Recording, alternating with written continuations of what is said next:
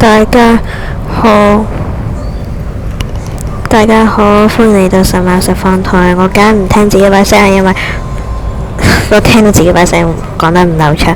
死人機啊！好啦，等我哋睇下呢一個死人機應用程式得唔得啦。唉，上次我哋去到邊㗎？唉，銀色嘅牌號。唉，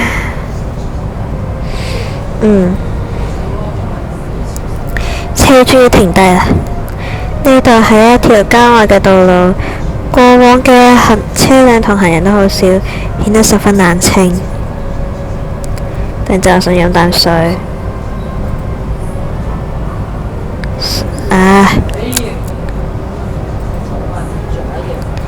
唔係，唔係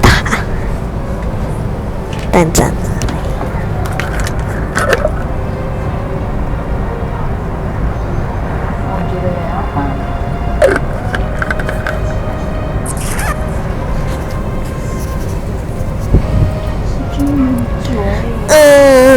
我將車停低喺呢個不知名嘅路邊，之後開始點清車裏面嘅物品，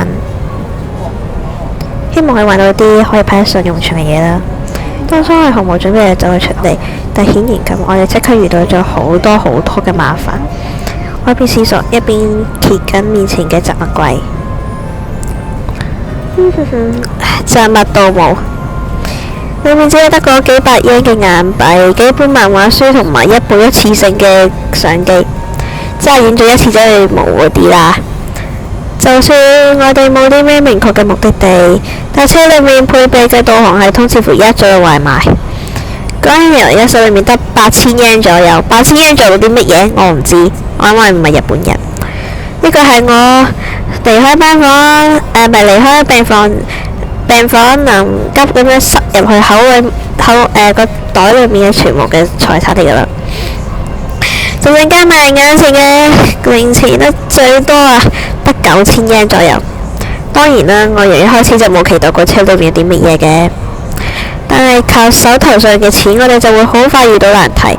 至少住旅館啲咩唔使諗，我諗佢根本就唔要啲咩錢啊嘛。做咩？冇乜嘢，唔諗啦，橫掂都係預料之中嘅事啦。呢個就原本就唔係啲咩精心計劃過就實行嘅計劃。比起嗰啲咁瑣碎嘅問題，我而家更加想前進，而唔係留喺原地。喺黃昏嘅天空下，銀色嘅牌號再次開動啦。係啦，你肚餓？你肚唔肚餓啊？我一邊駕駛一邊向佢問。而家諗起嚟，我哋由一開始就冇本食過嘢。我應該俾你點買啲咩啦？唔去。咁，哎呀，唔好咁挑剔啦。再講啦，咁至少比7樓嘅伙食會強得多㗎。但佢咩都冇回答，即係默不作聲咁低住頭，睇住自己個身粉紅色嘅睡衣。我唔記得咗。嗰日嚟我都睇自己嘅衣服。的確，如果着住睡衣嘅話，無論去到邊度都會引人注目。就算而家喺車裏面，但係都要解決一下服裝嘅問題。諗到呢一度，我扭轉方向盤離開干道，就揸車向街區度駛去。行駛咗一段時間之後，我哋嚟到一處唔知咩名嘅街道。附近一定有啲咩列車站啊嘛。周圍過往嘅人都比較多，呢度附近應該會有嘅。我一邊向街道兩旁巡視，一邊揸車緩慢咁前行。揾到啦！好快我就揾到一間自助式嘅洗衣房，佢位於一間小型公寓嘅一層，睇上嚟好似好殘舊咁。呢度或者會適合下手。我將車停響距離入口稍遠嘅位置，你留喺呢度等陣。拍凳，我唔理佢嗰滿面嘅不解，徑直咁樣行去呢一個自助嘅洗衣房。但自動門，我即刻聞到一陣強烈嘅洗衣粉香味。呢一間洗衣房唔理係外觀破舊，連洗衣機同埋烘乾機都非常老舊。太好啦，冇人喺度。店裏面空無一人，咕嚕咕嚕咕嚕。其中一台烘乾機正喺度運作緊。我即刻走向嗰台機，確定咗一下計時器。睇嚟運轉時間比之前係30分鐘。而家只過咗5分鐘啫。衣物嘅主人一定喺外面消耗時間啦。諗到呢度，我就去將望喺門口，確定附近冇人影之後，我伸手向呢一個烘乾機一下子拉開咗嗰個蓋，咔嚓！因為嗰個蓋被拉開咗，烘乾機停止咗工作。我唔理逼人嘅潮氣定係熱氣乜都好啦，將半濕嘅衣物喺嗰度扯出嚟，之後將佢哋抱入去懷裏面，仔細張望一圈之後，就走出咗洗衣房。咔嚓，拍凳。睇到我懷中嘅衣物，佢驚訝咁叫出咗聲嚟，但我唔理佢，將衣物掉落去後座。好啦，我哋行啦。哐哐嗡嗡，我單手握住咗方向盤，睇咗睇啱啱到手嘅衣物。粗略睇落去，大多數都啲咩花俏嘅牛仔褲同埋汗衫，尺寸都相當大。雖然仲係濕嘅，但係憑住車裏面空調嘅熱氣，好快就會被烘乾啦。等陣間揀啲中意嘅換上啦。佢並冇回答，只係望咗望身後面嗰個堆衣物，都係冇辦法嘅事嚟㗎。我知，我本來就唔願意做呢啲事。不過就算手頭上嘅錢冇咩明確使用嘅目的，只係靠啲金額㗎，好難買到咩衣物。當月亮探出頭嚟嘅時候，我將車停喺一座公園嘅旁邊，佢正好位於響住宅區之中，大多半係一所兒童嘅公園啦。於是我哋開始揀頭先偷嚟嘅衣物。響車內空調嘅作用下，佢終於乾透啦。果然都係啲男裝，即係頭先見到第一印象都係啲咩花俏嘅汗衫同埋牛仔褲。大概主人都係我呢個年紀啩，尺寸都係啱我。之後我隨便揀咗一件運動衫同埋一條牛仔褲，響價值嗰度就換咗起嚟。呢，你都快啲揀件啦，全部太大啦。你唔通打算一直着睡衣啊？日文睇唔明，佢呢個唔知有冇嘅。佢極唔願意咁回答之後，又隨便揀咗一條牛仔褲同埋上衣，打開咗車門。你去邊啊？換衫。講完我就轉身向公園嘅一個洗手間度走去。咔嚓！好快啊！其實我咪應該扮石，但扮就扮唔似啊。佢好快就返嚟啦。手裏面攞住啱啱着過嘅粉紅色睡衣，換上咗一條牛仔褲同埋一件白色運動衫。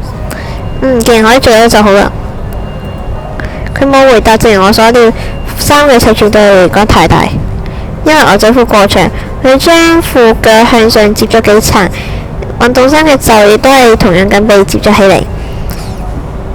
咁不如着睡衣仲好。冇咁講啦，呢身衣服比較和暖㗎。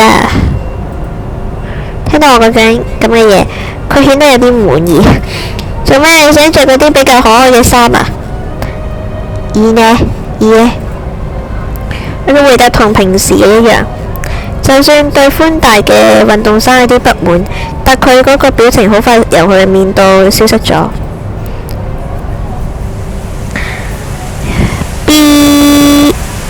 唔知幾時就落起雨嚟，雨水悠無止咁響1月嘅寒冷天空度落下，擋風玻璃附上咗無數嘅雨滴。當嗰啲雨滴匯集成突破咗表面張力嘅水珠嘅時候，就好似溪流咁樣慢慢聚起嚟流下。響流動中，佢哋又會捲走位於下游嘅水滴，令到水流嘅聲勢更加威猛。我坐喺車裏面凝視住雨水嘅流淌不息。呢度係一座位於山中嘅停車場。我哋由便利店度買咗啲食物，準備喺呢度過夜。我嘅買飯就係兩個飯團啦，500毫升嘅運動飲品同埋半個薯仔。